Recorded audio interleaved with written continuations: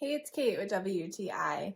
If you live in Florida or you just really, really love Disney, you've probably heard of the orange bird. Did you know the orange bird has its very own little golden book? I love this book so much because I love little golden books. They're classics. And I also really love the orange bird.